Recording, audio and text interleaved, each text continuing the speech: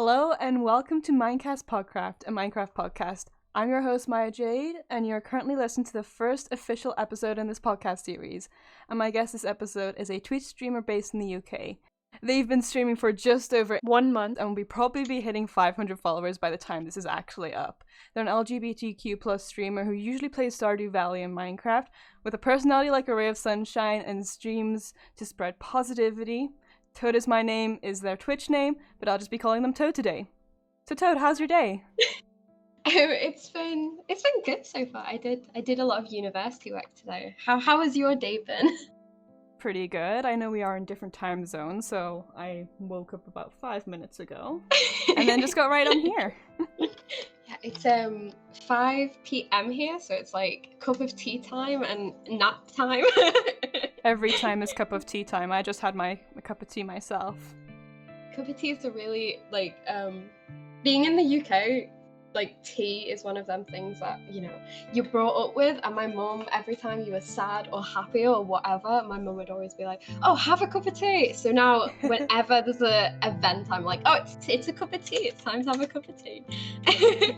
So the reason I initially clicked on your stream in the first place was I'd made a D&D character called Frog a while back, and then seeing your name was Toad, I felt some kind of connection there. And I'm just curious, where did you get the name Toad from? Well, it was a mixture of two things, really. I actually had a sort of similar origin story. So I go by two names. I can't give my other one out because it's what I use in university, and I like to keep my university private. But I go by a professional name, and then it didn't really suit me anymore. So, because in university you can't really be called Toad. No. But it didn't really suit me anymore. We did a D&D one-shot with my friend, and I really, really like Bulbasaur, and being autistic, Bulbasaur's my comfort character, and Bulbasaur's based on a toad. So I named my D&D character after Bulbasaur. I was like, oh, this is Toad, and then I was like, oh, wait a minute. I'm Toad. Yeah. And I just found a lot of, I guess a lot of relatability to the name, because it was probably the first time that I experienced, gender euphoria, because I was like, oh, well, I'm completely androgynous at this month in time. And it was really cool, and then it kind of stuck, and then I asked my partner to call me it, and then it just went from there. So now everyone I know calls me Toad, which is pretty cool. That's a really nice thing to have. I'm surprised about how close the connection is as well with the D&D characters. As soon as you said it, I was like, wait a minute. I'm curious how many people have actually amphibian named D&D characters. If this is... Oh, so many. My mum's my mum thought that I'd named myself Toad because toads can be, well, I can't actually remember if they can be, but toads can be they can change gender. And my mum thought that's why I named it, and she was going around telling people when I came out that this was why my name was this, and then she asked me, and I was like, well, it was kind of just D&D and Bulbasaur. It's not that deep, Mom. I just like toads, please. But she was very wholesome about it. No, that's great. Fun. It's really good to have parents who actively engage, even if they aren't doing it right, as long as they've got the spirit, you know? Yeah, my relationship with my parents, as everyone's relationships with their parents are, is always questionable, I guess is the right word.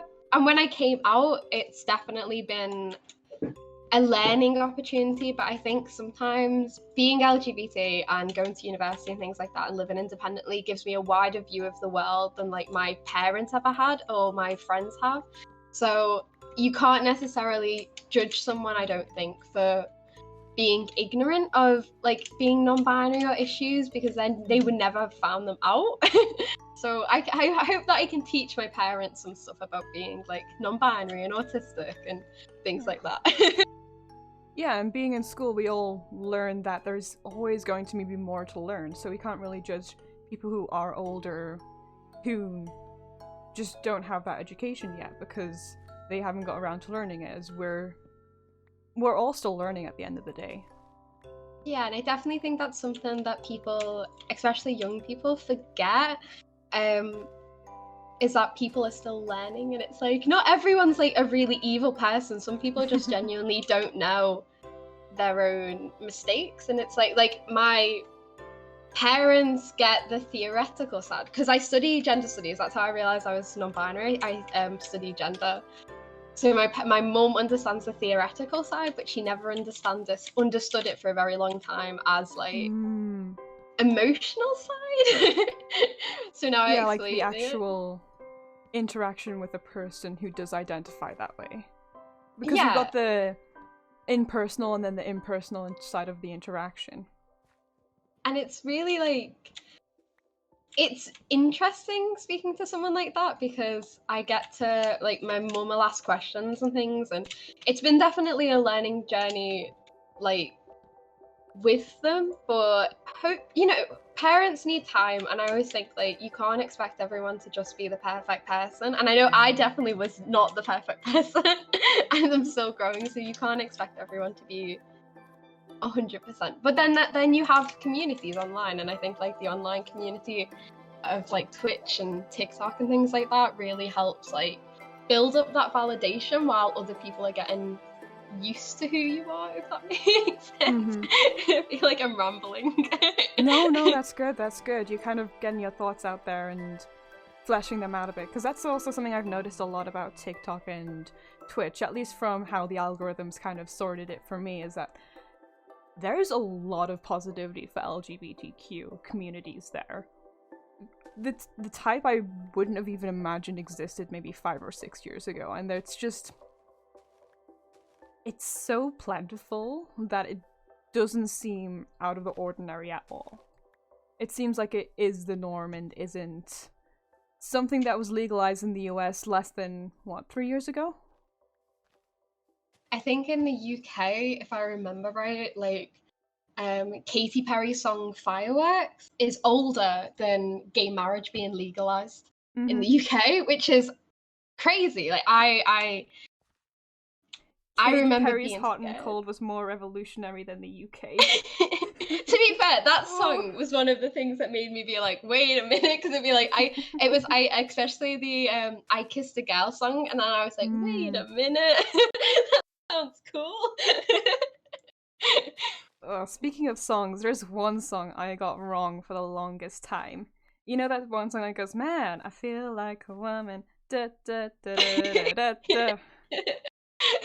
From like the age of like 5 or something, I thought that was about a man was like, "Yeah, I feel like a woman." I'm like, "Cool, good for you, sir." I didn't realize it was a woman singing it.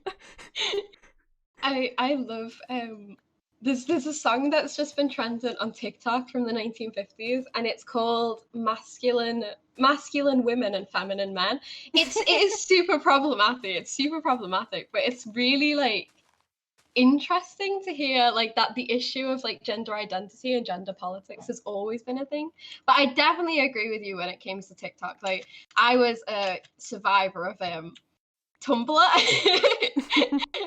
And that, are you a survivor or are you still there? Oh no, I quit Tumblr. Like, I think I used to be in like super hulak, and like this. Oh, it was bad. I had necklaces and t-shirts. It was so embarrassing. And then like a lot of people say like a lot of the discourse from Tumblr comes onto TikTok, and I agree. There's this discourse around TikTok that shouldn't be there from Tumblr, but the LGBT community is so accepting that weirdly, especially being in a lockdown, I forget that people aren't accepting of it. And then you go outside and then it's like, wait a minute. Oh no. Wait a minute, the world isn't a whole rainbow? Yeah, because that's what it feels like online, especially like I think one of the first sort of videos I ever had on TikTok that went sort of viral was about being non-binary and autistic. Not like super viral, but viral for a small account. And I remember a lot of the comments being like, "Oh, I feel like this," and "Thank you for speaking about this," and "This is really cool." And that's one of the reasons that I started Twitch, because like it was from that TikTok, because I was like, wait a minute, like I didn't have that representation when I was little, and I do wonder if I could have sorted out, you know, a lot of heartache and stress if I'd have been able to see someone like me. So it's cool to be able to be that sort of representation and role model that like I would want Nice. as a kid. Which is cool. Nice. So before we get too far into this here, I feel like we got a little bit sidetracked with the conversation. Yeah. What is something I or other people should know about you before they actually get to know you? What's kind of like the precursory, hey, my name's Toad and I'm blank. Ooh, I think it's actually something I've said to you. If I was to make friends with someone and I was to like really get to know them, I'd want them to know that I'm not the best at communication. Because I feel like with social media nowadays, people feel like they have access to you constantly, which is not a bad thing in some cases, but I really wish, like, a lot of times with my friends, when I become friends with people, I have to just like put a disclaimer at the start of friendship to be like, I have like mental health issues, I won't always respond, I will see your message, but I will just literally forget that it exists. So it's not that I'm ignoring you, I just won't always have that like energy to be able to speak to you. And it's something that's definitely been a learning curve, but that's something that I think people should know, because I think sometimes people make friends with someone and expect them to be available, especially if you're on social media. People be like, oh, you posted a TikTok, or oh, you streamed, and it's like, but that's work, that isn't really like fun. I feel like that's one of the issues that people don't really notice with social media these days, is that you're not obligated to be accessible to everybody at all times because you put yourself on the internet. And I think you make a really good point with that, because you need that time to distance yourself. And if we didn't have social media, you'd be able to do that reasonably. But with social media, there's always going to be that constant pressure. There's like, oh, there's this message that I have to respond to, or an email that I have to get back to. And it builds up and it builds up, and then it becomes worse. Yeah. Like social media, my parents didn't really like social media, so I didn't have social media till I think I was about 15 years old when I got like Instagram for the first time. And a part of me wishes that I had it earlier to learn a lot of lessons that I think you should learn, but social media, like, people do think that they have access to you, and especially sometimes being a small streamer, I would say that that's the only downside to being a small streamer, is that your community is so wholesome and lovely, but it's a small community, so there's more access to you as a person over like a huge community where, you know, you're less of a community member and more of, oh god, I'm getting attacked by a spider. Oh no. I went down in a hole to try and find some coal to light up the area, but I've only found iron so far. But it's definitely, and especially because I do social media as a job, my friends, who are lovely and I adore them, but they sometimes forget that just because I'm on Twitch or just because I've done something doesn't mean that I am like there to read someone's essay or chat 100% of the time, and Twitch takes a lot of energy to do. It's amazing, but it can be very tiring at times, especially being autistic and having like social anxiety. Oh yeah, you have to be extroverted for what, 2-3 hours at a time?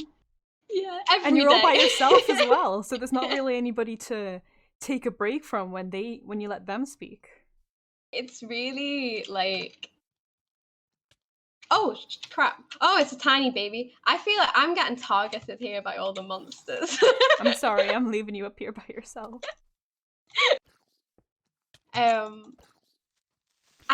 It's really, oh my god.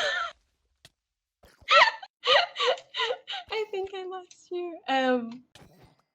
It's very like strange being on social media and being a Twitch streamer, being introverted as well, because I would say that I am a massively introverted person, which is something that people don't necessarily like if I said that to, say, my teacher would be like, oh no, you're super introverted. And it's like, I'm not introverted, I'm autistic, and autistic people mask. So I'm actually super introverted. But being on social media is fun because of that extroversion. And I think in lockdown, it's nice to be able to like have that socialization with people without having to go outside, which is nice. Mm-hmm. You're able to really regulate how much you have, which is nice.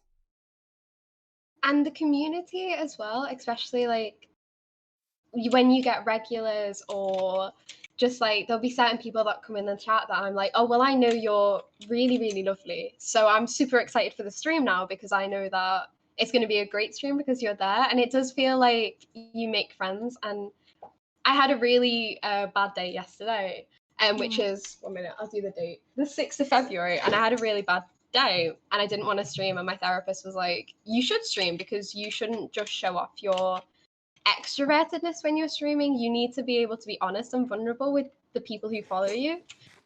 And I streamed and I was in a bad mood, and the community was so kind and lovely, and it was such a quiet little stream, but it means a lot because I think on Twitch, half of what you're doing is made better if you have a good community. Mm-hmm. Twitch is it's a place for you, and it's a place to build up a community for yourself and for people like you who are looking for something similar, which is a really nice thing to have. 100%, especially being like LGBT and autistic and things like that. When I was younger, I didn't have that sense of like self or sense of relationship or things like that. And I didn't, I think the only LGBT person I knew when I was little was Gok1, who's like a fashion designer person.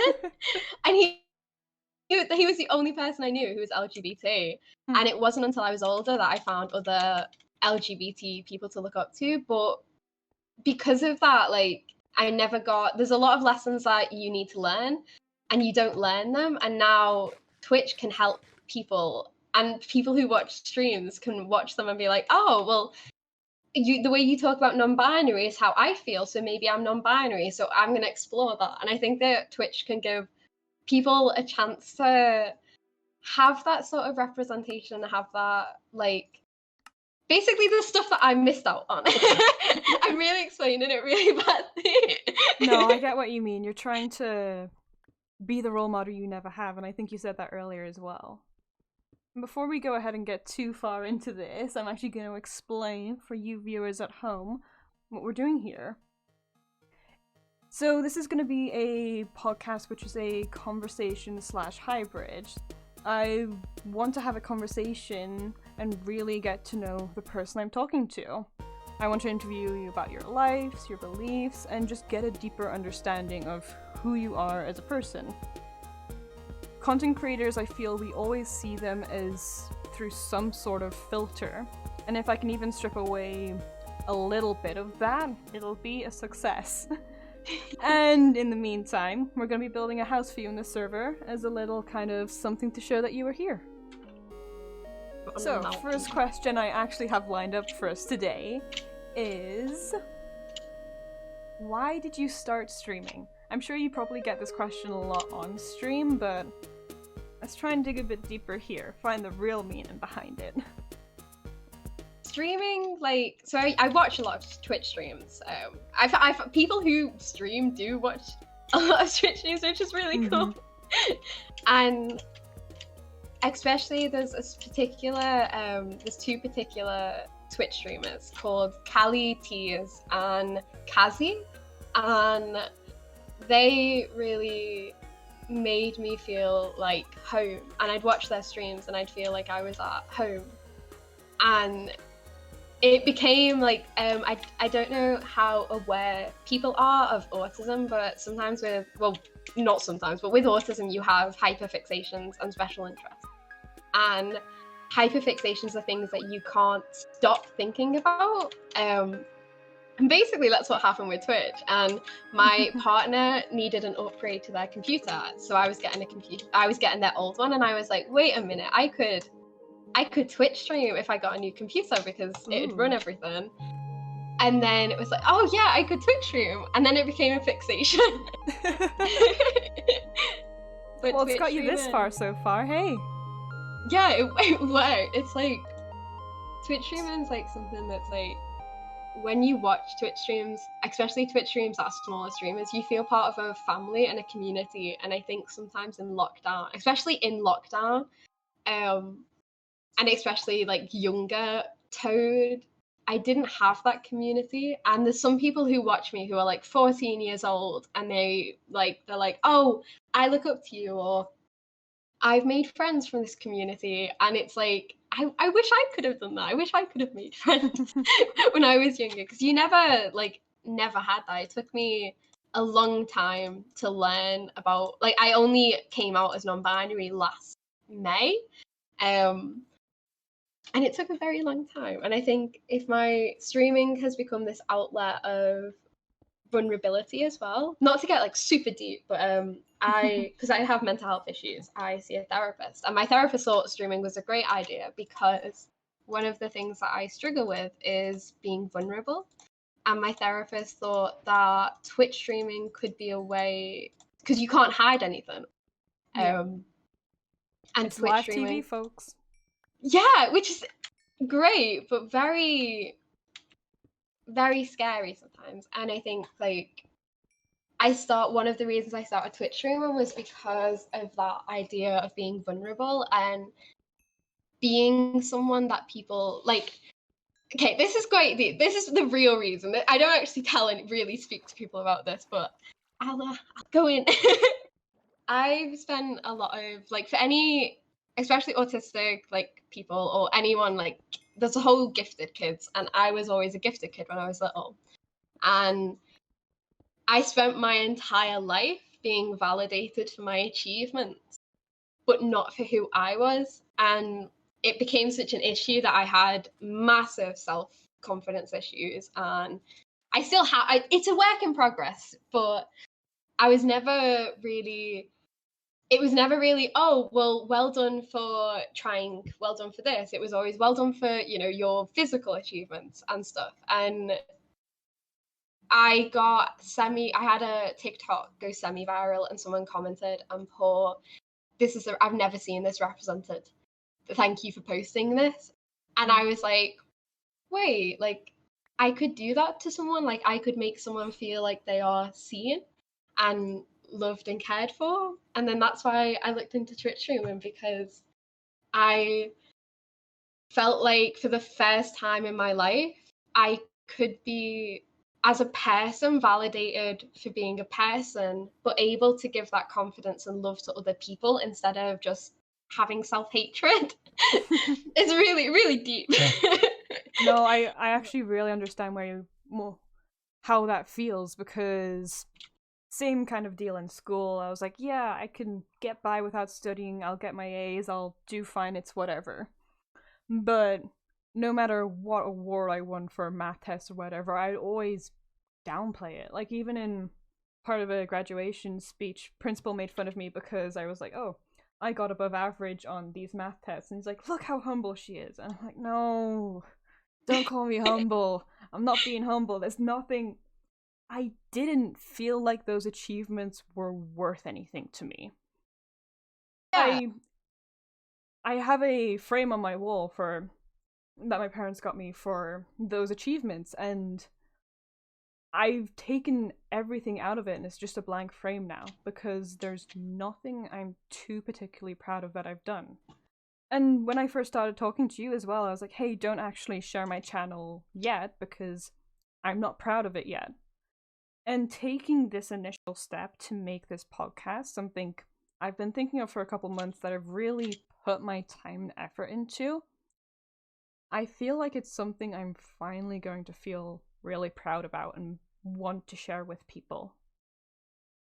So yeah, I totally get what you mean with not feeling anything's good enough, even though it should be, but it isn't. Yeah, like, especially with education, you don't necessarily feel like you're doing it for yourself. Like I love my parents, and they always, because I was intelligent as a child, like I like had that sort of natural reading and writing stuff. So my parents were like, oh well, you know, we're gonna push you, we're gonna like and you know, give you stuff. But I never really felt like those achievements were for me. And then they were like, oh well, if I do well, then my mum was gonna tell me she's proud of me.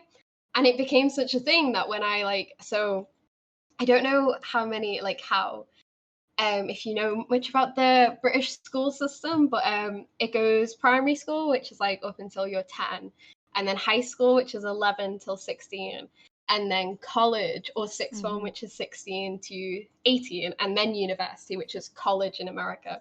Yeah.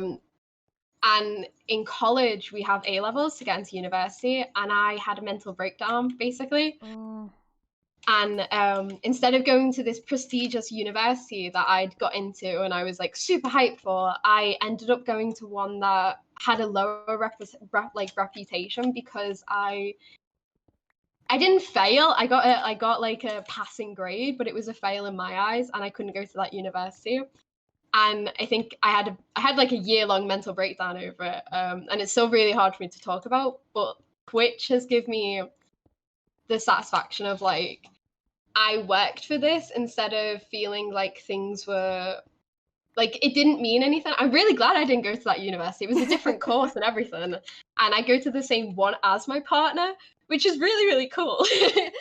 But that initial failure was really rocked what I thought of myself, and Twitch has really brought back that confidence, because it's like, hey, this is like an actual achievement. This isn't something that I was getting for someone else. This was for me. But yeah. No, that's a really good way of thinking of it. And if it's any consolation from my point of view, this seems really good for you.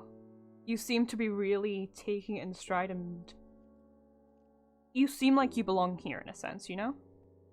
You seem like this is where, like, maybe not forever, maybe you will change your course someday, but right now this is good for you. And you're doing well here.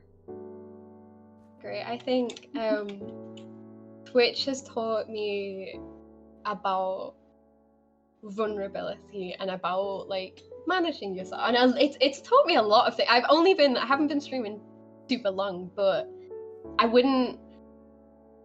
I'm so glad I started, because I think for the first time in my life, it's something that's like I'm doing for me, and it's something that like isn't for anyone else. And because I came out, I don't have the best communication with my family at the moment, and my family, as all families do, sometimes families struggle with how to praise their children. So I was only really praised if I got, you know, really good grades. And at least that's how it felt for me as a child. And I think having Twitch, and because there's been a lack of communication, I own everything about Twitch and there's been no input. It's also made it super independent, and everything's been my decision, which is really cool. It's really like, I adore my family and I love them, but sometimes I think when something big happens, you need to do things for yourself, and Twitch is something that I've done entirely by myself, which is kind of crazy. And I think something good about Twitch as well is that if they do want to tune in and be a part of it, they can. They have all the tools that they need to reach out and try and connect with you on that level, because that's something that I think my mom wants to do, because she keeps asking me, oh, when are you posting a video? When are you posting a video? I'm like, oh, can I watch the video? I'm like, no, don't watch the video, please. It's about Minecraft YouTubers. It's cringy. But this is something that I'd feel comfortable showing my mom, you know? Yeah, like, I'm in the same, like, I show my mum it, but I almost downplay it. And my mum also doesn't get the internet, so one of the, like, the biggest achievements was that I got affiliated in a week on Twitch. It's a very exciting achievement, and I rang my mum after the stream, like the last stream of it, and my mum was like, oh, that's cool. And I was like, that's really cool, Mum. Like, that's that's like not a ton of people go through that. And she was just like, oh, cool. Mom, could you just at least pretend to be impressed for a minute? It'll make me feel better. But she just didn't like know what it meant, and it was like, I know she doesn't mean anything by it, but I was so like, oh, come on, Mum, be excited. My granddad, then it just weirdly, comes back to knows. that idea of needing education that we're all still learning. And because my mum's one of like my biggest like role models, my mum and my dad, and one of the reasons why is because they really like care about people and things, and I know they care about like Twitch and things, but they just don't get it. And I remember my mum being like, you earn money off people watching you play Minecraft? And I was like, yes. And my mum was like, okay. Didn't know you could do that, but pop off, I guess. And my mum like loves Indiana Jones, and there's an Indiana Jones film coming out, and I keep going to her, oh, you should stream it. You should stream the game. And it's so hard like to be vulnerable, especially because like I kept a lot of my mental health issues hidden for a very long time. So when it comes to vulnerability with my family, it's not something that I am particularly used to. So it's always like, oh, I should be vulnerable because they really care about me. But it wasn't until I actually moved out that I started to really open up. And I think people think that parents like know everything, and they don't. But you don't either. And there's a difference in relationship with your parents as you get like older than when you're younger, which isn't a bad thing, but it does take some getting used to. Like 1 heart. I'm being chased by a skeleton and I'm on 1 heart. Oh, you're my hero. Come on, just die. There we go, half a heart. Woo.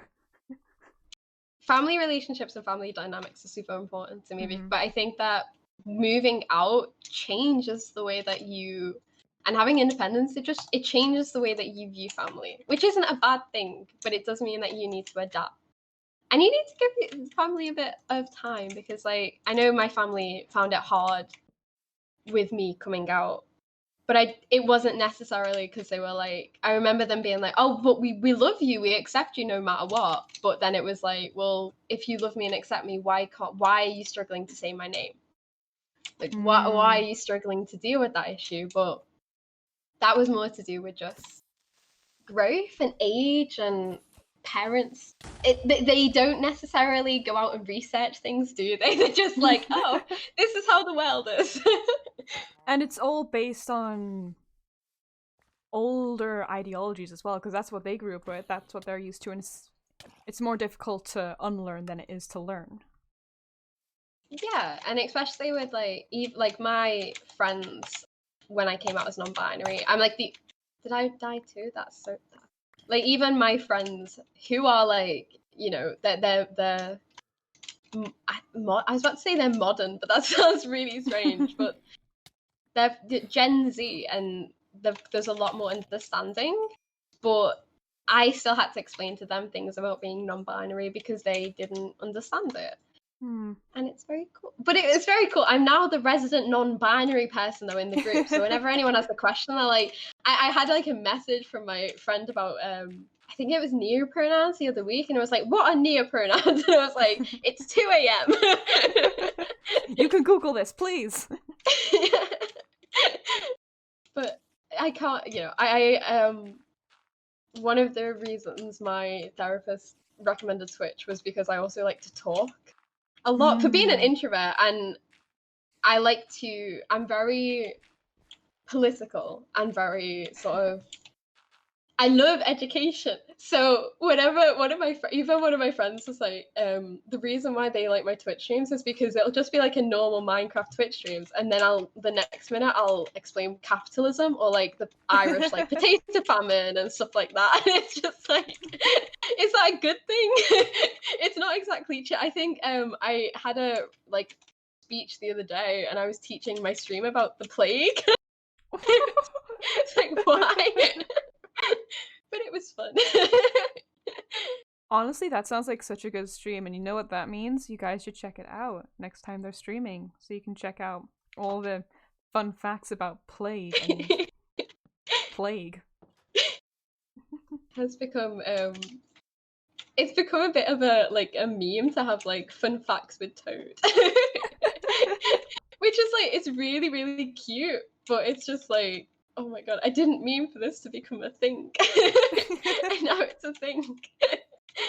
I like it though. I it's nice like having an audience as well. Especially like being LGBT and stuff, sometimes you don't always like being a part of any sort of minority or whatever, you don't always feel like you have a voice, and streaming gives you a voice, and it also gives you a platform because I am white, so obviously there are a lot of injustices that I don't face because of that, but streaming can hopefully give a platform to help other people as well, especially like just because it's very unfair. The world is very unfair, and if there's ways that you can make it less unfair, then you got to go for it. Because and Gandhi, right? Bad person. Gandhi's a bad person. However, my therapist loves to use the quote, "Be the change you want to see in the world," and that's what my therapist says all the time about streaming. Yeah, and that conversation kind of comes into, can you separate a person from their actions? Blah, blah, blah. But that's not really the direction I think that we want this conversation to go in today.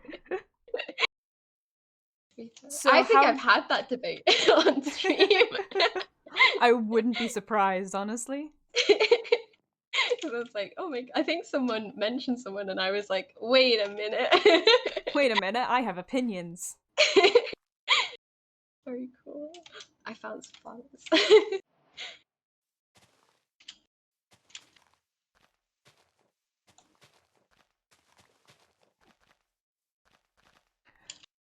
So how do you find that live stream balance? Because I did mention earlier on that no matter what, when you're seeing somebody through a screen, you are going to be seeing them through a filter. How do you kind of balance that internet identity you have with the real you? Oh, I think it's hard. I think it's really because I stream to show a representation of me that people want to look up to, but I also don't want to lie to to the viewers about like, oh, I'm super happy all the time. That's not true. And like things like that. And I think that a good way to do it is be honest on different social medias or to speak about it. So I had a stream where I felt super socially like down, and I only ended up streaming for an hour. But then I did a TikTok and posted a TikTok about how it was burnout and how it was to do with autism and social anxiety and things, because then you can get that balance of trying to be the persona almost of this person while being honest too, because sometimes I think weirdly it's harder to unmask in front of people that you don't really know over like being yourself all the time. But it is like I don't know how much like the viewers know about autism, but autism is like you mask with autism. So basically like masking is when you copy like neurotypical people to imitate their behavior to be able to be like, it's like a survival instinct. Basically it's a survival instinct. And there's been research that shows autistic babies mask from about 2 weeks old. Oh wow. Which is horrifying because it means that they mask forever. And so it's not like something you learn, it's something that just is. It's a bit of both. You learn it, but you learn it like you literally learn it for your survival. So like I only got diagnosed this year, well last year, because I had breakdowns, and I had a lot of mental health, like very severe mental health issues, and it happens a lot, especially with people who are like AFAB or a different race, different ethnicity, who are LGBT, because a lot of the symptoms are overlooked and until they have a breakdown. And breakdowns in autism come from masking for too long. And I definitely feel like in streaming, it's easier to mask with streaming, but I'm trying to unmask so that streaming doesn't become so exhausting, and to get that life balance right, because masking is exhausting. So if I mask on stream, then after a stream I have to nap or lay in bed for like hours and not speak. So it's trying to get that balance of what am I comfortable with people saying, and how can I challenge myself to be authentic without making myself tired. Which is cool. And I also write poetry. I write a lot of poetry, which is both really good, but it means that like a lot of the viewers can then go on my poetry account and like see in-depth detail of like my mental health. No, guys, it's just art. That's a disclaimer. None of it's serious. It's nice though, because you do get people who are autistic watching, and they're like, well, like one of my biggest inspirations is Plumbella, who's agender and autistic, and I'm like exactly the same as Plumbella, and the fact that like I could show possibly an autistic kid that, oh, you can go and do this, you can Twitch stream, which is a super social thing. So a lot of autistic people wouldn't look into social media as a job because it is super social. But it's like, but you can do that. You just need to figure out how to make it work for you, which is cool. So if you are comfortable talking about it, would you mind going a bit more in depth about how you are masking right now and how that's looking as opposed to how you'd be otherwise asking if you are masking? Oh, this is quite interesting. This is a really, really good question. Actually, this is really, really good. I would say that even though you can't see me right now, I am pulling facial expressions as if I am in a conversation. Whereas if I was unmasked, my face would not move. It wouldn't move. I wouldn't have that expression. Like I wouldn't express with my eyebrows. I wouldn't express with my, like I wouldn't have that sort of almost like in my head, it's almost forceful to be like, oh, well, you need to, smile. It's time to smile. Oh, you need to laugh right now. Stuff like that. So that is definitely a part of masking, is definitely like for me, and it's a big part, is like it feels sometimes like I'm playing the part of someone social, which is not a bad thing, but it can be exhausting. And then unmasking as well. See, I've never actually shown myself completely unmasked on like any social media. So unmasked Toad, I guess like my face doesn't. I'm very quiet. I'm quite non-verbal, which is sometimes. So this is like to go on a slightly tangent, but it links in. Autism. When people talk about autism, they talk about it as if like it's a spectrum, but they talk about it as if it's a spectrum of like functionality, which isn't what autism is, and that's not how autism works. And the idea of like high functioning and low function autistics were actually created by like neurotypical people, not autistic people, because it was more about like, oh well, who are the yay, thank you. Who are the neuro thank you. I have many plants. Like so who are the autistic people that like are functional and who are not? Like how can we class them? And it's very, very ableist history, especially when it comes to Asperger's. I won't go too into it because special interest is like a history, like history is a special interest of mine, so I could talk for hours. But Asperger's comes from a scientist from the Nazis and it was all about, if you're Asperger's, oh, you're high functioning autistic, which isn't how autism works. And instead of thinking of autism as like a linear scale of more and less functioning, one of the best ways that I've ever seen it described is as if it's like a color scale. and Okay. you are on like a color wheel, and every color is a different thing that you like, a different trait of autism. So for example, I have sensory issues because of my autism, more so than one of my friends who's autistic has sensory issues. But I am better at socializing than they are because their like autism affects their socialization, because autism is incredibly personal, and that really like shows. But when it comes to like masking and high functioning and non-functioning and being non-verbal, a lot of people would say, oh, a non-functioning autistic person is someone who is non-verbal. But most autistic people at one point in their life will go non-verbal, and I am very non-verbal, so me and my partner have different ways to communicate. Like when I got off stream, I don't really necessarily talk for hours, but people on stream wouldn't see that. So I've had like people comment and be like, oh, you're super high functioning, and it's like, no, I'm not. I'm masking, and there's different, like my strengths are different from like my friend's strengths, and autism is a very misunderstood disability. Okay. But it's very interesting. Can you tell that it's one of my special interests? Weirdly, autism is a special interest. No, I think it's good that somebody diagnosed with it is able to talk about it and give more information rather than somebody who is speaking from reading textbooks or stuff like that, because I myself don't have autism, so I don't really have that much of a place to speak on it.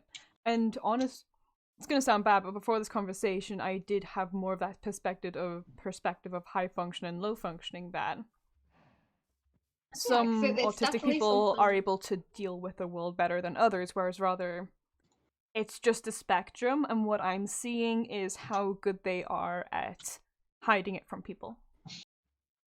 And it's definitely something that's not like core about autism, because people will speak about autism and they talk about it in a way that there's either like, you either have two sets of autistic people to many neurotypical people. You have Sheldon Cooper and like Sherlock Holmes, or you have someone like Music, the character in Sia's movie, which is a bad movie, and there's a whole thing about that, but who is like very stereotypically like disabled, that you would say. Now I can from my experience of being an autistic person, I am both of them things, but also not, because autism is so personal and so intricate, and just there's so much to autism that people don't like realize. But then, like, I remember when I got diagnosed in the summer, my one of my family members turned around to me and was like, you don't look autistic. And it was like, well, what does autism look like? Because how can you say that with autism? It doesn't look like anything. There's no sort of real physical things. You can't say that, oh, well, you're intelligent, so you must be autistic, because that's also not okay, because you're classing every autistic person in a group that doesn't exist.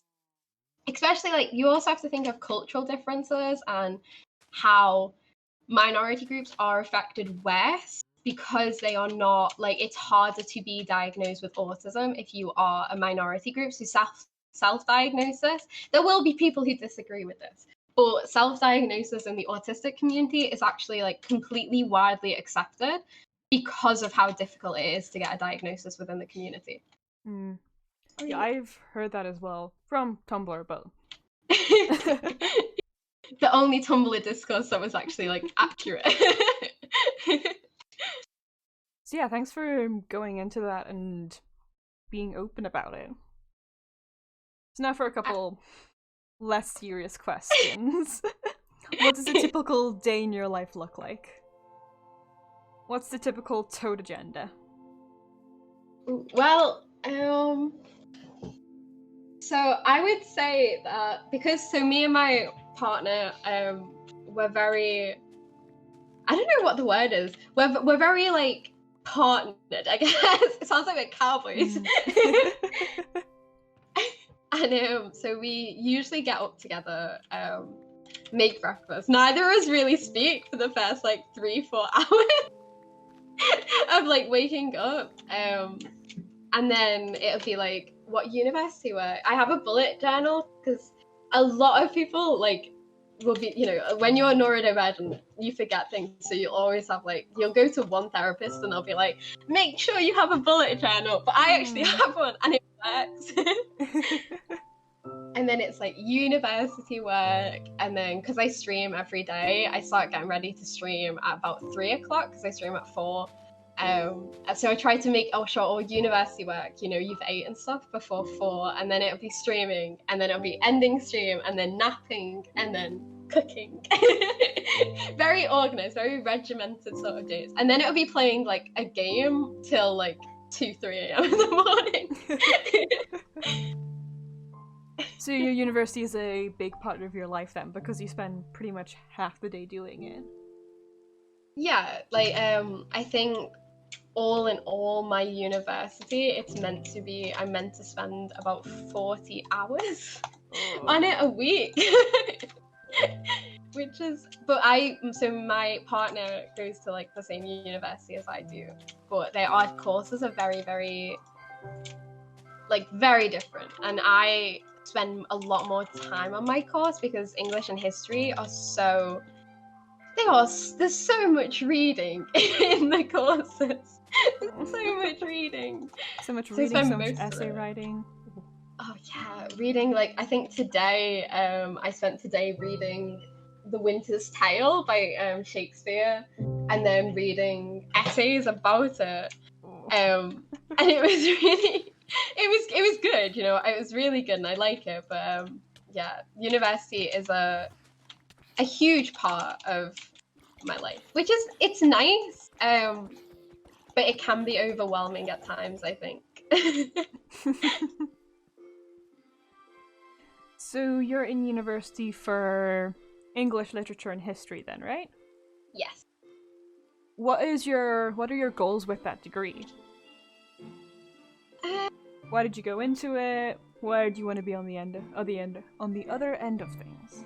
It actually massively changed. So when I mentioned before that the university, I was meant to go to a different one. The university that I was meant to go to, I was going to do archaeology and history, and then I didn't get in, which is like fine, whatever. I was sad, I did cry, but I got into one that is much better mental health wise, and it's very much like, so I wanted to do archaeology and history because of Lara Croft, because you know, who bases their entire life on like a video game character? Apparently me. And I based like my entire sort of life on Lara Croft, so I wanted to go into archaeology because she does archaeology, and I wanted to go into history because she did it. And then when I didn't get into that, I really loved English literature, so I moved and did an English literature course instead, which was honestly one of the best decisions that I've ever made, because I really love writing, and I run and write for a zine, but being able to study it has definitely amplified my ability to write, because suddenly like I actually understand how to write so much better, which is really nice. But I've always wanted to be a writer as well, so it sort of ties in with that. Nice, yeah, I think that's a really good kind of work for you as well, because you've got that zine that you're doing and you're able to apply what you learn essentially, which is something that's very important for the other end of things, being able to actually apply your skills instead of just knowing the theory of them. 100%, especially with degrees. A lot of time people will get a degree, like I don't know, I run 3 businesses including Twitch. Oh wow. And a lot of people, it's very fun, but it's a lot of work. But they have given me skills, and then I apply that to university, and then vice versa. And I feel like a lot of people sometimes, when they get a degree or go into education, they don't necessarily look at the employability of it or what they actually want to go into. You saved my life then. And that definitely, like with English, I'm so happy I picked it as a course, because I can take what I learned from that and then go, oh, okay, well, here's the story that I am writing right now. How can I amplify that story being better? Oh, here's like a method that I learned from, like, I don't know, Mary Shelley or someone like that, which has been very cool. And history is just like the fun side of it, I guess, because history is really like, it's fun to learn about history, and I don't necessarily need to apply any of that knowledge. I just get to learn it. You just get the credit for it. Sound fancy, make cool allegories every day. Be like, oh yeah, look at this cool thing I learned, and it's like literally just like, the plague was in this year. But I sound smart. What is your favorite thing that you've learned about through history class, though? Ooh, probably. Actually, probably I had a class, so in the first semester of my like course, and it was about it was called, what was it called? It was like the making of Britain, and it was about how like Britain and societies get made and what influences them. And we did about like gender and gender expression, and about how the idea of gender as a construct is not only backed up by like, you know, like facts and science and stuff like that, but by history, because in history, if you look at different periods of history, especially in British history, because you're very much taught about British history, and that's pretty much it in Britain. But especially in British history, you can very much see the differences between different years because of the different like views of the ruling class. So, for example, like Queen Victoria was very, very like, what's a good word to describe her? She's very like one-dimensional as a queen. She was very much like, oh well, this is I think everyone should. I don't think anyone should wear like things that show off them as a person. I don't think people should wear like dresses that show off their knees and things like that. And my sword broke. And then you had the Georgian period though before that, where they were extravagant, they were fancy, and it was all, and gender was something to be played with. But in the Victorian period, gender identities were enforced. And that was probably my favorite thing to learn about history, because I think when people learn about history, they learn about it in this idea that everything in history is a fact. And that's barely anything in history is a fact, because everything in history is created by someone's opinion, or someone's, like, the ruling class's opinion, or what the ruling class wants. So how can it be a complete fact? Like, you're literally taught that as well. You're literally told, do not trust anything. I'm gonna teach you everything, but you're not gonna learn everything. Yeah, like, it'd be like, well, this is what happened in the plague, but actually we don't know 100% because this is actually people's interpretations of sources, and you can never fully trust them, and you're sort of sat there in class like, but what is a fact then? Even like the years, even like the Middle Ages have like different years depending on what historian you read. Oh it's my like, what? God. It sounds like it's a pain. It's a pain, but like it's really good to learn about how the world works. And I think once you learn about how everything in life is created or encouraged because of the ruling class and because of what's going on, I think it gives you a lot more independence and ability to be like, oh well, this is what I am, this is who I am, you can't tell me what to do. Whereas it's very easy to just be like, oh well, I'm gonna do what the ruling class says. I'm always a rebel. It's depressing to learn about history at some points, but I think you should learn about history just from this sense of like you need to understand certain things about history that I feel like is not taught, especially in British history, because British history likes to very much shy away. There's a lot of British history that needs to be covered that I usually isn't. Because I used to live in the UK, and I remember in year 3 or 4 maybe, we spent like 6 months learning about King Henry VIII. Divorced, beheaded, died, divorced, beheaded, survived. That's a lyric from that guy with the red hair in the song. I forget his name. Boy in a Band. That's him. Yeah. But it's why do I need to know that? We could have learned practical application of ideologies, but no, we learned that, hey, this guy killed his wives because they didn't give him a son. Okay. And he's like made out to be a hero about it as well. And it's like he's not a good person. He's really bad. Like why are we acting like he's good? Were you told that he was like 7 or 8 feet tall as well? Because that's something that stuck out to me. It's like, wow, he's really tall. But I'm looking at pictures of the past and like, that's 100% fake. Like, no matter what the documents say, they're all exaggerating. Oh, even right. When you're talking about so like portraits and things, even like Queen Victoria, like no one would have looked how they looked because there were different trends. So one of I think it was in the Tudor period.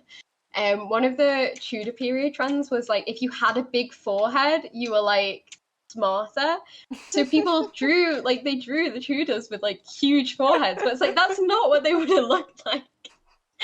But they have like huge foreheads in like pictures because it was a trend, because it was seen, oh, if I have a big head, then I am more educated. And like if I am, the whole thing of being paler as well, like the Tudors wouldn't have been so pale, but they were made paler because if you were tan, it was like, oh well, you've gone outside, and that means you're working class. Yeah. It's like, what? And it's really like you literally cannot trust like anything. It's like, what? Which is fun. It's fun, but it's weirdly freeing as well, because I feel like as soon as when I got older and I sort of learned this idea that like, oh well, you can't trust anything, you can't trust like how you're perceiving things, I think it makes you freer, because you're like, well, if I can't trust how I'm perceiving the world around me, then why don't I just create my own perception of the world? Nice. It's my life motto. If history's gonna be inaccurate anyways, why not just go with it? Yeah, because it's like even though we've got one of the best ways of recording history at this present point in time, but you know. So you know that they'll like, so one of my most like sad like history facts, I really am fascinated by the American Revolution. I just died from falling. That's so embarrassing. And one of the people before the American Revolution, there was like the 7 Years' War, and one of the people who got the peace for the 7 Years' War was a man who cross-dressed, and he was very like open about like this femininity and this like thing, but it's not recorded. It's not, you're not actually like really told about him, but he was quite cool. And it's like, history is written by the victors, and that is such a true quote. And if you want to get into history, I always say to people, if you ever want to read up on history, you have to remember that, because you can't just be like, oh, this history, especially being British, you know, Britain colonized pretty much everywhere, and you can't like turn around and be like, oh, I'm going to trust Britain's like depiction of events over, say, like the Aborigines or the Native Americans, because you are only trusting people who are already won. You're not listening to the voices that were silenced in history. And history really ties into like my, like, because I'm quite a political person, but history really ties into that, because you need to be aware, if you love history, that you're not getting everyone's side. So you have to go out and look for people's sides. Yeah, and I think that can be applied to even today as well, that you have to go out and look for information. The information that's given to you right off the bat is the information that people want you to hear. You're not going to hear the bad stuff, or the stuff that might change your viewpoint, or the stuff that will make you think in a certain way. you're going to hear what people want you to hear. And you have to go out and actively search and enable people to talk who might otherwise not be able to. Definitely. And especially, like, a couple of years ago, I think when I was like 15, maybe 16 years old, I had money to buy books. And this is such a weird story, but and I looked at my like bookcase and I was like, every single person who's on that bookcase is white. There were like maybe 2 people who weren't white authors. And then I look, you look in your Spotify and it was all white, and it was all like, because that's what, especially in the UK, and coming from a primarily white area, you're very much not encouraged to look outside of that. So for the last few years, I've like trying to focus on like that education side of things, because you don't, especially being not a minority in that sense, you don't know everything. So you have to really educate yourself and decolonize the way that you view the world, because that's not the right way. And you're only viewing it through a very white-centric landscape. So of course you're going to have bad opinions because you've never like pushed yourself to view it from anywhere else. Especially because I come from like a working class background, not the most educated like family and background and things like that. So it comes down to who can educate themselves, and then through that, can I educate my family, which has been pretty cool. Yeah, and it's nice to be more aware. Oh, sorry. sorry. Yeah, I was just gonna say, with like education being such an important thing in our society now for development and all that jazz, being able to attain it is so much more important. I had a really good conversation with my therapist about this, quite like yesterday, because my therapist is of a minority, and my therapist he's amazing. I really like really stand my therapist. And I had to deal with an issue where a friend had said an uneducated thing. But to me, because with autism, sometimes you can be very black and white. So to me, I was like, well, I don't want to be friends with this person because they've said this thing and this thing's bad. And my therapist turned around to me and was like, but how do you know that they know what they've said's wrong? Because it could be so normalized in their behavior. But if you shy away from the hard conversations with your friends, how can you stand up for the conversations with people who like aren't your friends?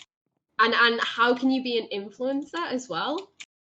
Like, how can you turn around and on stream and go, oh, this is bad, like you shouldn't do this, you shouldn't do that, but then at the same time like not do it in your life as well, if that yeah. That makes sense. Because it is hard. And he turned around to me and he was like, the reason why you are feeling drained by this situation is because you feel guilty, because you don't know how.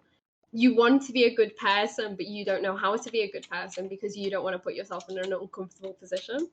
And so I have actually talked to that friend and stuff like that. And it went well, and they now know, it was wrong. But I think a lot of times with education, it comes down to the fact that just people, especially working class people, they don't have the time to get educated. They don't have the energy because they're working.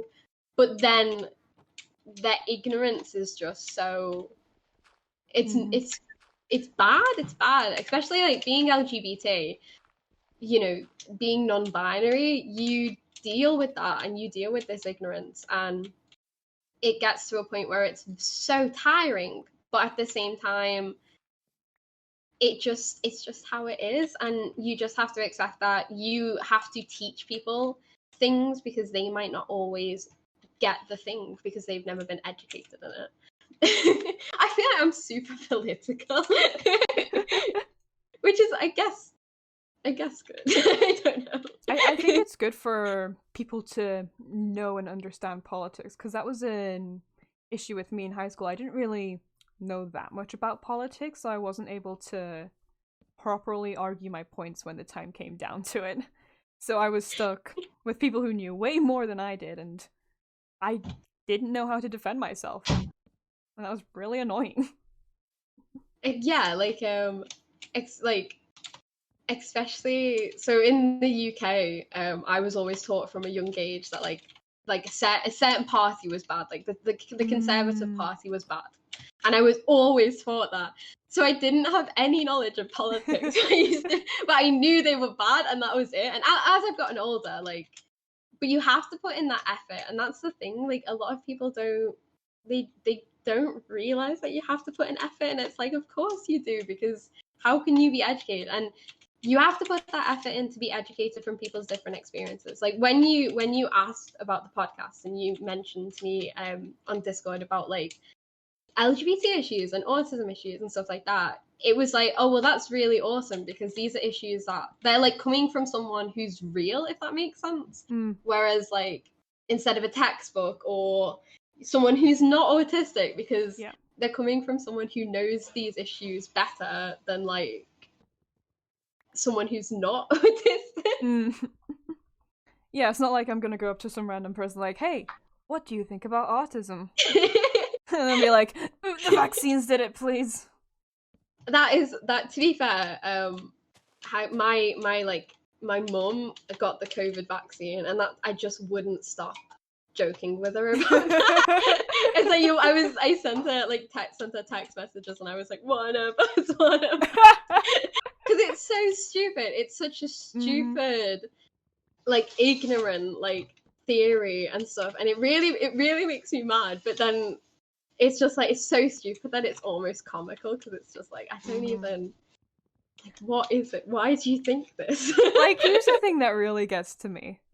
Even if vaccines did give you autism, like, let's just take the devil's advocate side for them. Is it really that bad? You're going to be immune from several different types of diseases, and you're going to have a much better quality of life because of it. And is autism really that bad that you'd risk your life to not have it? Like, what is... I never get it, because I'm always like when people are like, oh, but I might get autism, it's like, well, what's wrong? Are you saying there's something wrong with my living? Are you like, because that's what they are saying. That's what they're saying, that they're scared of being disabled. And my argument is that if you are scared of being disabled, then you know there's an issue with disability and disability health in the world. So why don't you take that energy and actually, you know, put it into helping disabled people instead of being scared of being disabled? Why don't you just make it easier for disabled people if you're gonna be so... Yeah. It's like, because it's not like... When I got diagnosed with autism, it was the first... I've got a poem coming out in this, like, I think it's next week that we're publishing it. I should know that. But it's called How Autism Saved My Life, or alternate title, How I Don't Feel Crazy Anymore. Because before I got diagnosed with autism, I genuinely feel like I was going, like, insane.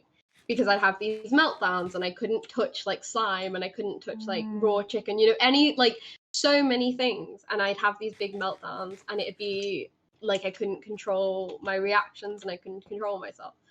And then getting diagnosed with autism was like, wait a minute, it's normal. This is just my normal, and that's okay. Like, it doesn't have to be someone else's normal to exist. But people are so scared of things in the world because they're aware. Like, there's a really, really good audio from, I think it's from a film. I can't remember what it's called though. And it's like, and the person, like, it's like in an interview or something, and they go like, oh, well, what if white people were the minority? And then the other person they're interviewing turns around to them and goes like, oh, but are you saying that, so you know that being a minority is like not like, you don't have the privileges of being white if you're a minority? I can't remember the exact audio, but it's basically calling out the person to say that you know that there are like negative side effects to being a minority. So why, instead of being like, oh, I'm so privileged, why don't you actually just be like, oh, well, let's make everyone equal? Like, why is it so hard? Destroyed our house. No. I can't remember what the audio is though, and I'm really sad because it's such a good audio. It's one of them audios that, like, if I'm talking about politics with someone, I'd like pull up to be like, this this is good. Listen to this, please.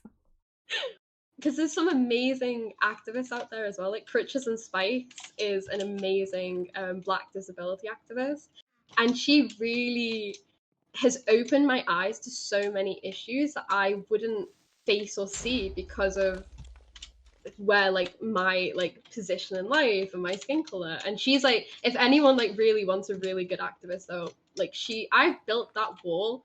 Oh my god, they destroyed so much around. But she's really good. She's one of my inspirations because she's just awesome. So you said that was a poetry book you were putting out, right? A poem, yeah. Poem, gotcha. I'd love to put a poetry book out though, that'd be cool. Maybe one day.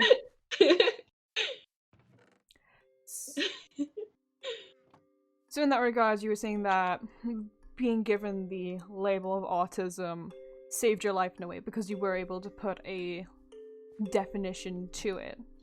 The idea kind of is going to lead into my next question of what do you think of labels in general? Because I know I have a relatively strong opinion of how labels should be used and their place in society. Like labels used in the LGBTQ community versus diagnoses and stuff like that. So what's your kind of take on the whole label issue? My best friend's motto in life is you do you as long as it doesn't hurt anyone. And that's usually the motto that I go by And I think labels sort of like, I think there are always issues with labels because I think you were on Tumblr as well. Like Tumblr, the labeling on Tumblr was very extreme. And it could be a lot, and I think there were a lot of negativities to it. However, I also understand that a lot of people who like labels are neurodivergent and need them. So it's like, if it helps you and it's not harming anyone, that's fine. But I don't think you should ever force labels or force someone to be like, because I always say to people that I am non-binary and LGBT, but like the specific label would be like agender and bisexual, but it's not something that I necessarily care about labeling myself. But then I know other friends who would like to do that, so it's just like, as long as you're not hurting anyone and as long as you're not actively trying to change someone's identity of themselves, then I don't mind. But I also think I have a unique position because of my autism, because I don't see things the same way neurotypical people do. So it's always like, so when people ask me questions like this, I'm always like, is this the right answer? Because for me, like, there are things that don't, like, it's like gender. Like, gender doesn't exist to me at all. It just doesn't exist. I don't get it. And it's really strange, but I can't explain it to people when they ask me to explain about how, like, what is like being non-binary like, because it's like, to me, well, gender has never existed like since I was a child, so how can I show you what being non-binary is like when it's just not existed for me for a very, very long time. And I think labels are sort of that one of them issues that I'm like, I never really know what to say, but as long as you're not hurting anyone, you do you. Yeah, I kind of have that same opinion as well, and I don't think there's really any right or wrong answer to that question. It's just kind of, where do you stand on it? Because labels to an extent can help people give a name to something that they don't know, and it gives validation to that, but at the same time, forcing yourself to fit in a box of some stereotype or ideal just isn't going to work because everybody's so different. That became like an issue on Tumblr as well with the whole labeling thing. There was entire blogs dedicated to making flags and labels for the most obscure things. And if it helps you having a name for how you're feeling, then great, but to an extent, I think people have to understand that they don't have to fit in a box. You don't have to have a label to be valid. Yeah, and I think that's definitely something that I learned, but being like non-binary is like one of the biggest things that I think with labels, because some people really like labels and being non-binary. And it makes sense. I always worry how cis people like treat non-binary like it's a third gender when it's not. And when it comes to labels in non-binary communities, I think they're important because it's like, well, I'm agender. So for me, I don't feel gender, I don't have a gender. But for someone else who's like bi-gender or something like that, their gender identity is different. So it can help people understand like umbrella identity terms. But I don't think you should ever be forced. Like if you're having a label because you've been forced to have a label, then I don't think that's very good. It's like you can't put someone in a box. Like it's some level of self-exploration that's needed. I think a lot of people do need to just think about themselves critically and really ask who they are as a person. And if they come to the conclusion that they're straight and cis, all the better for them. They've been able to explore that and get a deeper understanding of it. It's not being able to explore that kind of stops people from being able to see other people's points of view, essentially. Yeah, like the Q in LGBTQ is there because it's questioning, because people take a lot of time, and you can be questioning for a very long time. It doesn't mean you're any less valid, but definitely on Tumblr, there was so much like enforcement of labels, and then what like a label means to you might not mean the same to everyone. I always think like there's a lot of difference in opinions about what pansexuality or bisexuality stand for, and it's like, well, surely it should just be what you personally feel comfortable with, because then it's your label. Like I just say to people, I always, if someone asks me my sexuality, I just always say I'm queer. I get because it's not something that I'm like I really care. But a few years ago, I was very much like, I am bisexual, this is my sexuality, this is who I am. But it just takes a long time. Like lockdown's weirdly been, there's so many people that's come out as like non-binary and stuff in lockdown, because it's like, wow, we can actually explore ourselves, which is very cool. Yeah, and I think it comes back to the idea that a lot of people have turned to streaming during the lockdown, and because of that, they found a lot more representation and seen themselves in a lot more people that they feel more confident actually being open, or at least experimenting with who they are. Oh, massively. And I think like there's a lot more. It says, you said something about TikTok before and said about how like the LGBT community on TikTok is like so surprisingly huge. Yeah, and I think that it's given other platforms the chance to like we can exist as LGBT people and not be a commodity or like something that's there. We exist as people, and it's not something that was there when I was younger. It's not like you couldn't go on like Instagram and like search up, I don't know, and like find like a I don't know, like a bisexual inspiration, because they weren't there or it wasn't out. I think Tyler Oakley was one of the first sort of LGBT people that I remember when I was younger. And technically Dan and Phil, but that wasn't. Yeah, that was contested for a while. But definitely like there's so much sort of. Oh no, I thought I deafened because my deafen button's like, I just hit my deafen button. I was like, wait a minute. I can still hear you, don't worry. I was just gonna say that Dan and Phil kind of represent that you don't have to be open about it as well. You can stay private as long as you want. There isn't anything forcing you to come out and be a certain way. No, and I think Dan and Phil, like, a really, honestly, I was never in that. I was never really in the Dan and Phil sort of, like, fandom, I guess. Like, because I wasn't really on YouTube a lot, but I remember that with Dan and Phil and their sexuality, there came a lot of fetishization and things like that with them, and it was like people forgot they were real people. Yeah, but they just exist now. And I see, you know, they were trending on Twitter. I think it was Dan's birthday the other day, and people were just like, I'm really happy for them, they just exist. And it was like, well, this wouldn't have happened like a few years ago. Like, it was a commodity to have like a gay couple on YouTube. It was a fetishization, whereas now it's just like, oh, there's another one, that's cool. It's like, oh, they exist. It's really nice. Yeah, it's nice seeing that the world's changed in a way that they can be comfortable being open about who they are.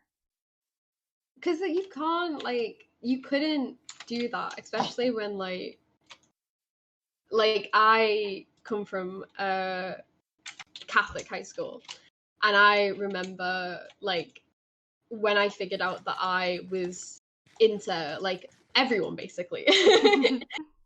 But when I figured that out, I remember crying myself to sleep, and I remember like being, super like begging God to make me different. It's really depressing to talk about. It's not, but I think I wouldn't have gone through that now because it's not something that's treated. It is in normal society, I guess, but like because all of my social medias like LGBT, so I'm like I only see LGBT people, so I always forget that it's like that's not how life is. But it's just like it's really cool to be able to just exist as like an LGBT person and just be able to exist. I really like it. It's still scary though. There's still a lot of fear. I think that weirdly, like, I was probably more scared with Twitch streaming, like, rather than being autistic, I was more scared to be LGBT and be online than be autistic and be online because there's so much not very nice people. Oh yeah, completely.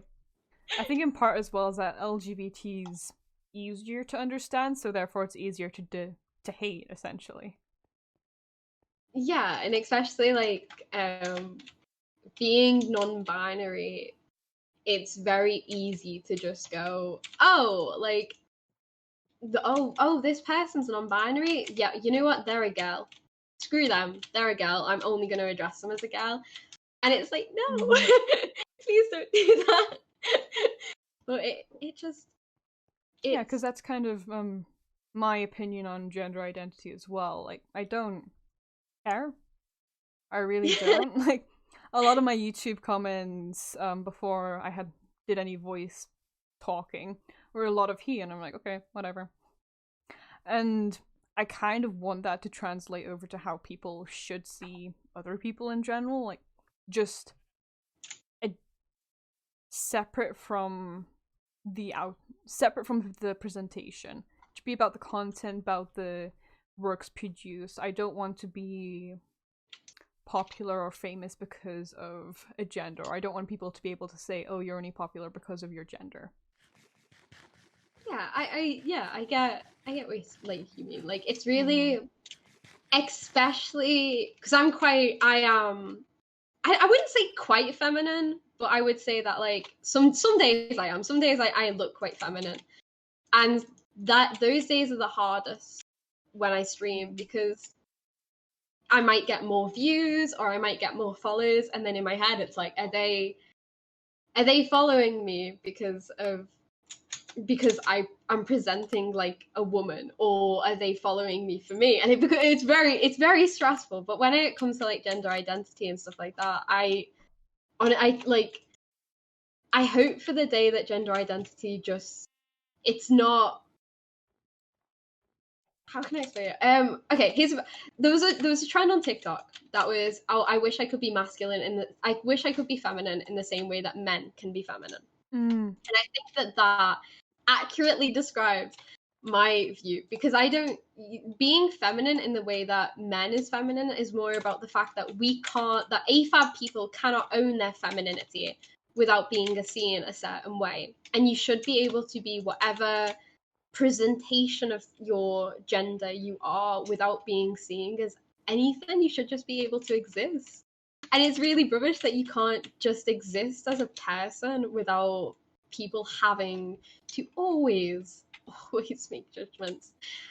And it can be a lot. Mm-hmm. It's I really think it's interesting. just building a community that breaks that down, and then that community can go spread that idea to others. like massively. Like I think one of the best like conversations I've had on stream was we were talking about like pronouns and things, and people were like, oh well, my pronouns are he they, or my pronouns are she they. My pronouns are she they, but I'm like cis, but I don't really care. Or my pronouns are he they, but I'm a trans man. And it was really really like cool to be able to have that conversation. That I know that wouldn't have happened when I was younger. That was a conversation that just would never have happened, like not in a positive environment. And I think that's why I love Twitch streaming, because you're able to like it's like you're creating this environment. You're people, you attract people who are like you, and hopefully by doing that I can help give people like happiness and safety in a community that they feel welcomed in. Because I think I really wish I had that welcoming community when I was little. And a lot of these kids are quite young as well, so they're exploring their gender identity, but you should be able to explore it without putting that, like, these kids, some of them might be cis, but they might be exploring it for now. But if they come out as cis, they'll be like, probably feel guilty, and it's just like, no, it's okay to explore. You don't have to know everything about yourself, and gender expression should be how you view yourself, not about how other people view you. Difficult when you're on social media, isn't it? Oh yeah, just a bit. Especially if you've got like I feel like I make my voice deeper when I'm on stream sometimes, because I always worry that when people will hear like my very like extremely high pitched voice, they'll be like, "Oh no, it's a lady." I'm like, "I'm not a lady." Not a lady. What's a quote from The Good Place? There we go. Oh, I love Janet. She was the most relatable character. Every time she said that, I was like, same, Janet. Same.